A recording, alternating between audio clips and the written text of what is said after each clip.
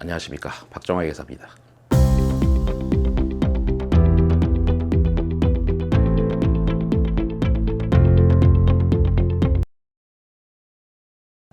안녕하십니까. 프라임 법학원에서 회계학을 담당하는 박정화 회계사라고 합니다. 저는 이제 회계사이고 세무사이기도 하고요. 저는 많은 직함이 있는데 일단 회계법인의 이사로 돼 있고, 그리고 상장사 사회이사로도 재직 중에 있습니다. 그리고 마지막으로 컨설팅 회사 대표이사로도 재직 중에 있다.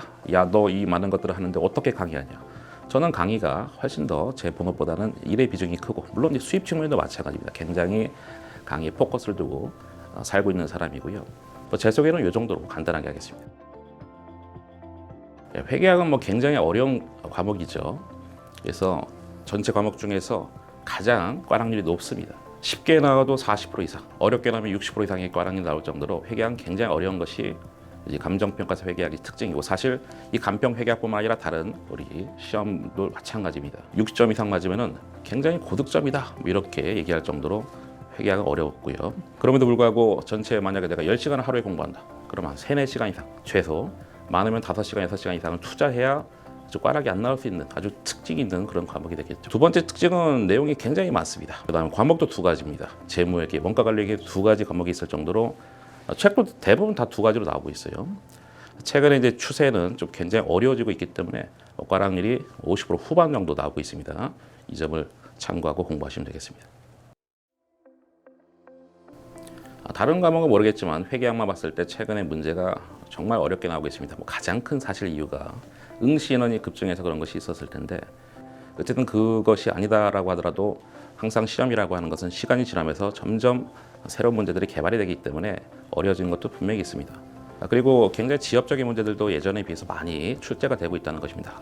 계산 문제도, 이론 문제도 그중에 내가 공부하지 않았던 그 분야에서 막 나오고 있다는 겁니다. 그렇기 때문에 이 부분을 염두에 두고 여러분 공부하셔야 되겠고, 저도 이번에 회계학 2판 책을 내면서 이 점을 염두에 두고 많이 어려운 내용들, 지엽적인 것들도 대폭 보완을 했습니다. 기존에는 마인드가 이랬었죠. 어차피 회계학이 60점 맞으면 고득점인데 뭘 굳이 그런 지엽적인 걸 하냐 하는데, 근데 또 수험생들은 불안하다는 것이죠. 그래서 제가 이 점을 반영해서 많은 것들을 집어넣고, 다만 또 나는 거기까지 필요 없다, 이런 분들도 있을 거 아니겠습니까? 그래서 제가 책에다가 심화 이런 식으로 해서 이거는 공부하지 마라. 70점 이상 공부를 하시는 분들, 나는 80점 이상 목표로 하는 사람, 그런 사람들은 공부하는 것이고, 나머지는 나는 40점이 목표다, 50점 목표다, 거기에 따라서 강의를 제가 강의 때 다 할 겁니다. 책에도 그걸 반영했고 강의 때도 다 말씀을 드릴 거니까 자기의 목표에 맞게끔, 수준에 맞게끔 공부를 하시면 되는 겁니다. 회계학은 휘발성이 굉장히 강한 과목입니다. 그래서 이 점이 가장 큰 특징인데, 그럼 어떻게 공부할 것이냐? 휘발성이 강하기 때문에 계속 공부하는 겁니다. 내가 지금 이제 오늘부터 회계학 시험을 공부 시작했다, 그럼 시험 보기 직전까지 하루도 빠짐없이 계속 해야 됩니다. 회계학을 어떻게 우리가 비유를 하냐면은 밑 빠진 독에 물 붓기 이렇게 하고 있는 거예요. 그러니까 내가 열심히 공부했고 남들보다 더 이해력이 좋은데 한 3, 4개월 딱 쉬어버리면은 오히려 실력이 퇴보한다는 아주 신비한 경험을 누구나 다 하게 될 건데, 여러분 머리를 탓하지 마시고 오늘부터 회계학 시작했다, 시험 때까지는 계속 공부하십니다. 그리고 비중은 보통 이해력이 좋으신 분들은 전체 1차 시험으로 봤을 때 한 3, 40%, 이해력이 좋으신 분들도, 그 다음에 이해력이 좀 떨어진다, 5, 60% 정도는 투자를 해야 된다는 겁니다. 그 다음에 회계학은 눈으로 공부하면 절대 안 됩니다. 손으로 그렇게 하라고 하는데 눈으로 하면 어떨 거냐? 해봤더니 손이 안 나가. 손으로 계속 했을 때 장점이 뭡니까? 안 까먹는 겁니다. 덜 까먹는 겁니다. 안 까먹는 것보다는 덜 까먹는다. 그래서 귀찮아도 계속 계산기 두들기면서 손으로 쓰고, 한쪽은 계산기, 한쪽은 손으로 쓰면서 이렇게 무한 반복을 해줘야 되는 것입니다. 그래도 목표 점수는 60점인 겁니다. 웬만하면. 보통의 분들은 60점이면 그냥 만점이다, 이렇게 생각하시고 무한 반복하시면 될 것 같습니다. 일단 과목이 크게 두 가지가 있다고 말씀드렸는데요. 재무회계랑 원가관리회계가 있습니다. 다만 우리가 놓치는 게 하나가 있어요. 처음 공부하시는 분들이 생각보다 많이 놓치는데, 회계원리라는 과목이 있습니다. 그럼 걔는 또 뭐냐? 과목이 두 개로 알았는데, 회계원리는 재무회계입니다. 그럼 회계원리랑 또 재무회계 차이가 뭔데? 회계원리의 업그레이드판이 재무회계입니다. 그래서 재무회계를 하기 위한 어떤 기초과정이 회계원리니까 그걸 반드시 수강을 하시고 수업을 들으셔야 되는 것이고, 물론 나는 이미 회계를 공부했어, 그런 사람들은 당연히 회계원리 필요 없는 것이죠. 그래서 두 가지가 있다. 커리큘럼은 다른 과목하고 크게 차이가 나지는 않습니다. 그래서 기본 이론 하고 이제 문제풀이 하고 나서 진도별 모의고사를 할 텐데 사실 여기서 가장 강조하고 싶은 부분이 진도별 모의고사입니다. 기본 이론하고 문제풀이는 너무나 당연한 것이죠. 근데 모의고사가 왜 중요하냐?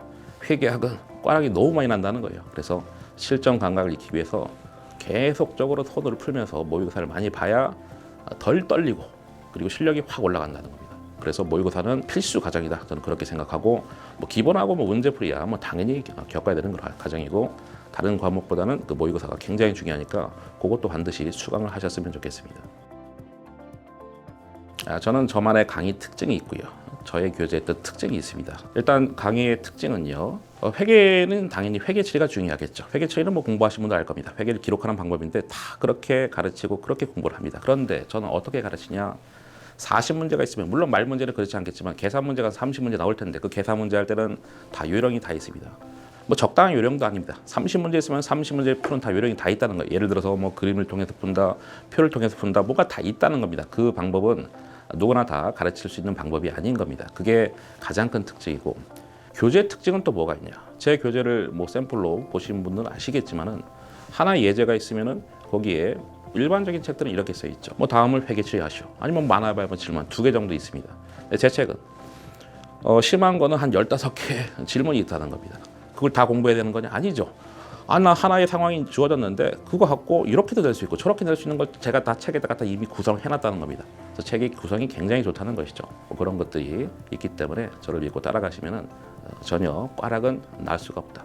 제 강의를 듣고 꽈락 난다는 것은 진짜 공부를 아예 안 했다는 거예요. 그래서 꽈락은 날 수 없으니까 저를 믿고 따라오시면 되겠습니다.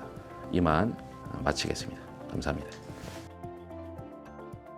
회계원리 과목이 있다는 거 아시죠? 그래서 재무회계 기초과정인데 이 회계원리 특강을 제가 6월 26일부터 6월 28일까지 총 15시간 정도로 계획을 하고 있는데 아무리 제가 길게 해도 15시간 넘지는 않을 거라고 예상을 합니다. 그래서 마음 먹으시면 여러분들이 하루나 이틀 정도 투자하면 누구나 다 들을 수 있고 그 회계원리 특강 때 꼭 뵙도록 하겠습니다. 이건 필수 과정이니까 반드시 들으셔야 됩니다. 그때 뵙겠습니다. 감사합니다.